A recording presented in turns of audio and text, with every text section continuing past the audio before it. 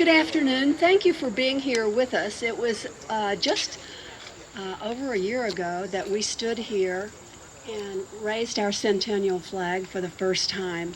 And what a wonderful day that was, and what a wonderful day this is as well. We hope that you're going to come back in 25 years, because when we bury this capsule, there will be instructions that they are supposed to dig it up in 25 years and where they're supposed to get this capsule. It's going to be a really important time. And I've told Caroline, I was here 50 years ago when we celebrated the 50th, so forget that 25th. Make sure you come back for the 50th the next time. I'll be here. Okay, very good. All right, so let's get this started. And the person here who needs the least introduction is President Beth Stroble. Beth? Thank you.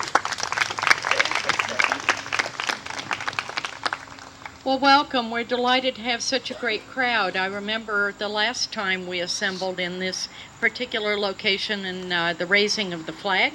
And we said at that point it was good for us to come together to celebrate a significant milestone for Webster University. And today is yet another occasion where we come together as a community, and through these artifacts and objects, we express something about what we want the future to know about Webster University in this time period. So we're delighted that two individuals are going to help us to talk about these items, and it is important that you take a peek at them while you're out here today. We have two individuals who will help us to understand the significance of these items. MaryAnn Wyrsch, class of 1965, SGA President. And Caroline Wiley, current SGA President. So it's really wonderful, isn't it? Fine student leaders across the generations who, during their time as Webster students, served a larger purpose and a larger community, not only at that time period, but 50 years later. And it is remarkable that Webster has such staying power and has such a tie and a tug on the emotions and the hearts and the minds and the souls of those who have spent time here. And we value it, and you're going to get to understand more about those ties and tugs and affections as we talk about these items. But first, I want Julian Schuster, our Provost and Chief Operating Officer, to share a few words. If I start reading what my script says, it will be verbatim what Beth already said. So she introduced MaryAnn, she introduced Caroline Wiley. You know, I'm sorry. You should be sorry, because now I need to wing it. All right. So what I'm gonna tell you, I love you. You know, this is a great day. Look at this flag. You know, this is what we need all to do. I just met with my colleagues from the Arts and Science Department. We are engaged into the ongoing discussions about something very important, about the future of our college and the future of our university. And I told them, you know, maybe they will put me in the capsule and I will walk up in the 50 years, you know, like in the Lost in Space, right? And then I will find myself in another world, and this world will be exactly how are we envisioning it today. So the significance of today is not only for the people who are going to be opening the capsule 25 or 50 years from now. Significance, and they will, you know, this is like when we go to the attic and open the albums, you know, then we see the pictures. Some pictures bring the smiles to us. Some pictures bring tears, you know, because we are just embarrassed how we looked, you know, 50 years ago or whatever.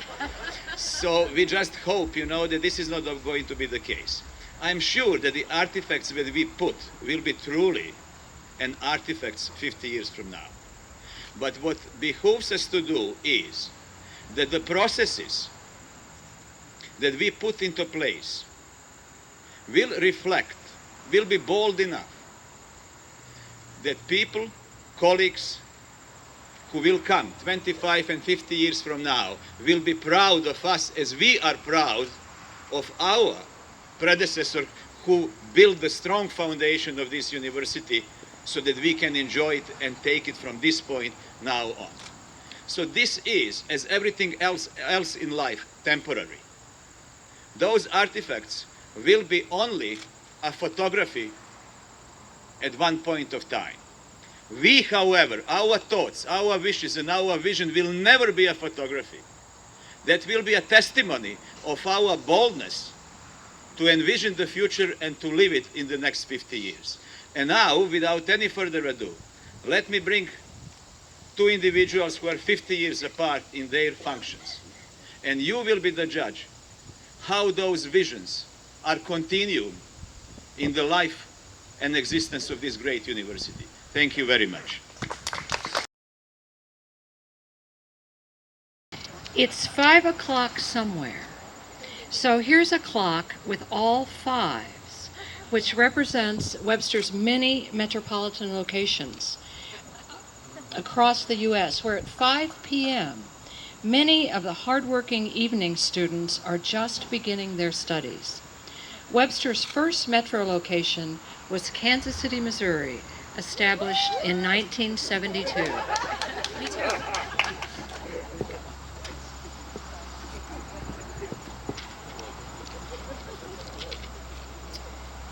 This U.S. flag represents our military locations and students who serve in the military. Webster established a partnership with the U.S. Department of Defense in 1974.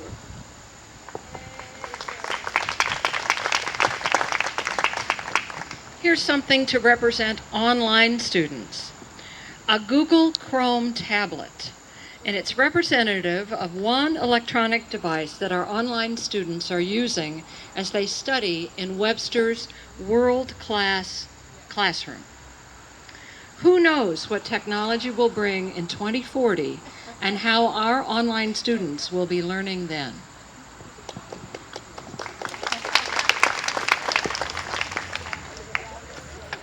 This is the flag of Canton of Geneva, which is in the far western corner of Switzerland. 2015 also marks the bicentennial of Geneva joining the Swiss Confederation.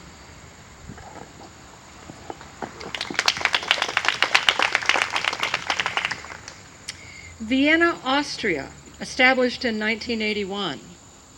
From Vienna, we have a photo book showing the spectacular grand opening of the Vienna campus, relocated in the historic Palais Wenkheim in October 2014, a significant milestone in Webster's history.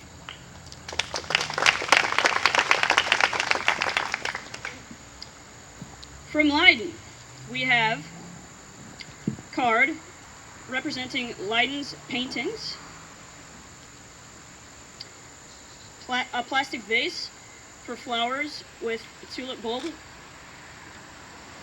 From the moment the first tulip was planted in Dutch soil in 1593, the Netherlands has been in extravagant bloom. We have a book of Leiden's historical facts, including Peter's Church, the location of Webster commencement ceremonies. These items represent Leiden's beauty and artistry. And there are many alumni who have succeeded at Webster Leiden.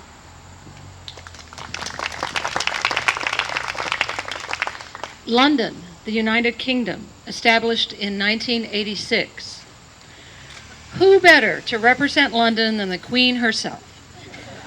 When placed in the sun, this solar-powered queen waves to the crowd. The Queen celebrated 60 years on the throne in 2013, and in 2015 was recognized as the longest reigning British monarch. This celebrates all Webster students, faculty, and staff who have learned, lived in, or visited the UK.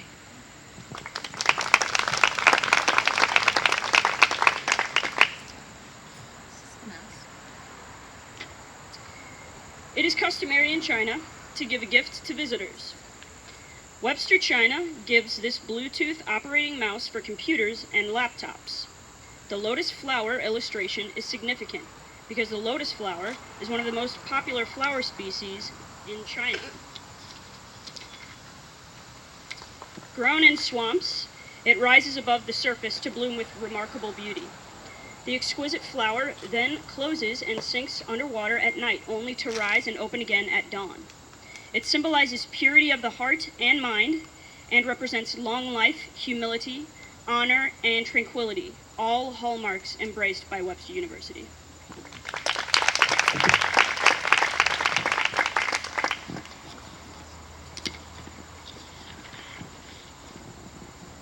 Hua Hin and Cha Am, Thailand, established in 1999. From Thailand, we have stories and photographs that capture the distinctive character of this campus. Among the photos and stories here are ones about students from the United States visiting Thailand to learn Thai classical dance in a very special program only offered every 2 years. The photo of the graduating class of 2015 illustrates the diversity that is Webster University, Thailand.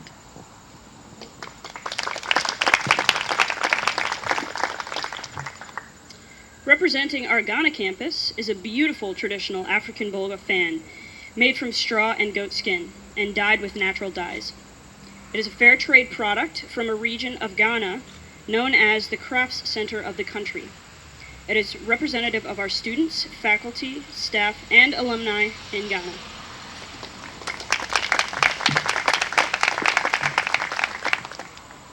Athens, Greece, established in 2014. Our newest campus in Greece has sent along a stylish paperweight nodding to the great Greek architects of 6th century BC. The paperweight base is made of Greek white marble, one of Greece's key building materials. This marble is considered a guardian of success in education and a symbol of immortality. Also included on the marble, the flag of Greece. They also sent along a t-shirt celebrating their campus opening.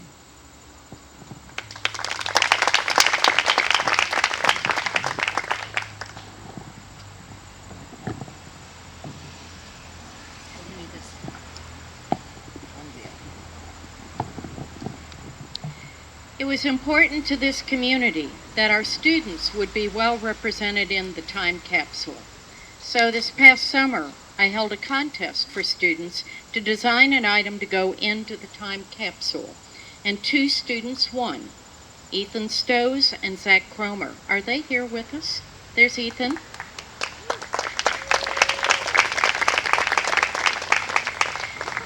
Their project is a map of the campus with signatures of those attending today's ceremony.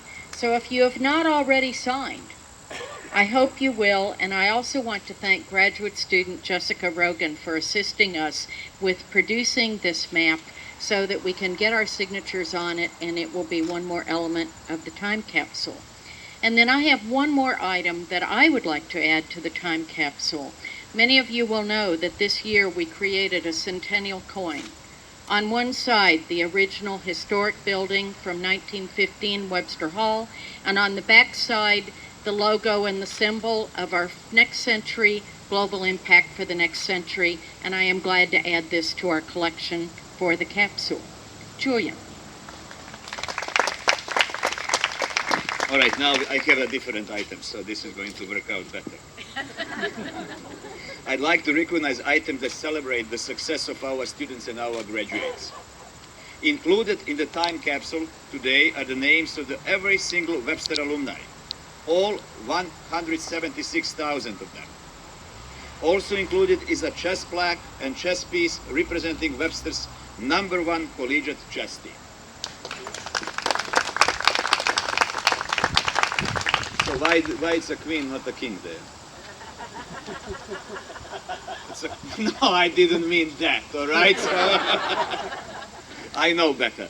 So here is a baseball signed by our men's champion baseball team.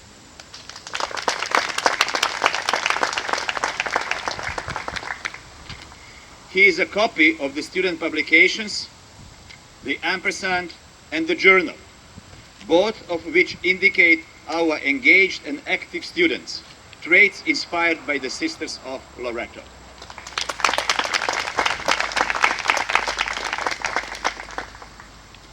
And our Webster Grove students have provided a list of delegates' agenda items.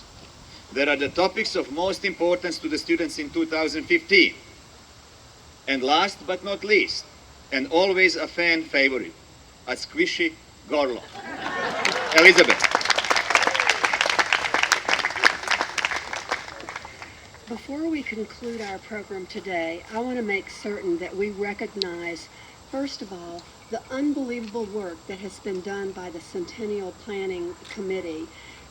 I can't believe that I got to chair this. Thank you, Beth. Thank you very much. But I'd also like to thank every single person who is a member of that committee. Would you raise your hands and let's have a big round of applause.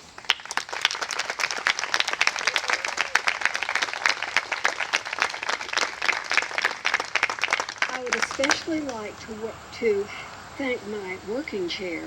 People think I did this. I didn't do anything. I just showed up. Barbara O'Malley, thank you from the bottom of my heart. And we would really be remiss if we didn't thank the grounds people who have made arrangements to put everything in our capsule and then store it here underground and make this a beautiful addition to our campus. And I thank them very sincerely.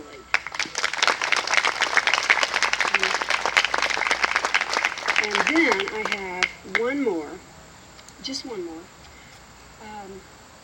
At the beginning of the centennial year, the founders had a progressive dinner party looking back and looking forward. And one of the things they did, and Sister Annie Stevens did a great job of chairing that, she asked everyone to write a little note home. This is a note for the future. This is a note for the future. Here are the notes that are written on our centennial year and may be read by Webster University community in the year 2014. I might make it back for that, I'm not sure. But I do want to thank you. Why do I always get the fire trucks? I got that the last time. Thank you, Webster. Okay, so I'd like to thank you all for being here today, taking time out of your work here at the university. I thank you so much, and I again thank you for the opportunity that I have had during this last year. I thank you. Good day.